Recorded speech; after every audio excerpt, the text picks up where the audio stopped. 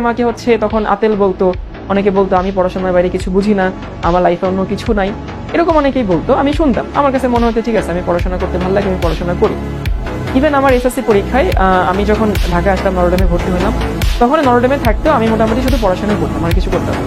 তখন আমাকে আমার স্মার্ট বন্ধু যারা একটু পশ টাইপের, বুঝছো, খুবই পশ, তো তখন আমাকে অনেকেই বলতো যে হচ্ছে পড়া বইয়ের মধ্যে জীবন, বই ছাড়া তো কিছু নেই। কিন্তু দেখো, আমি যখন ভার্সিটিতে হয়ে গেছে, আমার বইয়ের মেডিকেলে আমি সবখানেই চান্স পাইছিলাম। যদি আমি ডিউতে ভর্তি হয়েছি, আমার জেনেটিক ইঞ্জিনিয়ারিং পছন্দের সাবজেক্ট ছিল সেই জন্য। কিন্তু আমার যে বন্ধুরা তখন অনেক পশ ছিল, তারা পরবর্তীতে গিয়ে হচ্ছে আমার সাথে কথা বলতে গেলেও একটু ভেবেচিন্তে কথা বলে যে শাওনকে ফোন দিব, শাওন এখন ব্যস্ত আছে কিনা। ইভেন তোমাদেরকে এই উদাহরণটা দেই, আমি যখন আমার স্কুলে মানে আমার কলেজে পড়তাম, তখন আমি হোস্টেলে থাকতাম আরামবাগে, নরডেমের পাশে। আমার হোস্টেলে সব থেকে কম দামি ফোনটা ইউজ করতাম আমি।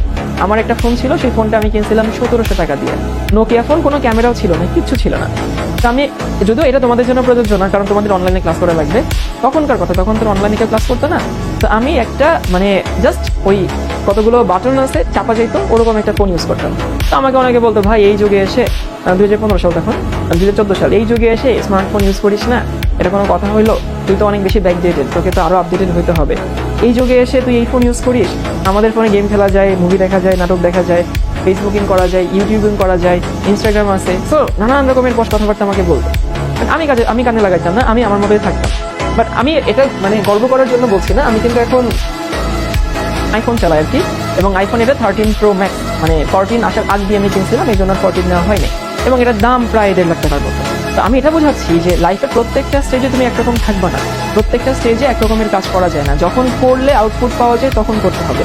তো যারা এখন চিন্তা করছো যে পড়াশোনা করতে ভালো লাগে না, পড়াশোনা করতে ইচ্ছা করে না, আমি বলবো বড় ভাইয়া হিসেবে আমি পরামর্শ দিচ্ছি, ভাইয়া এখন পড়াশোনা না করলে আর 5 বছর পরে পড়াশোনা করেও কিছু হবে না।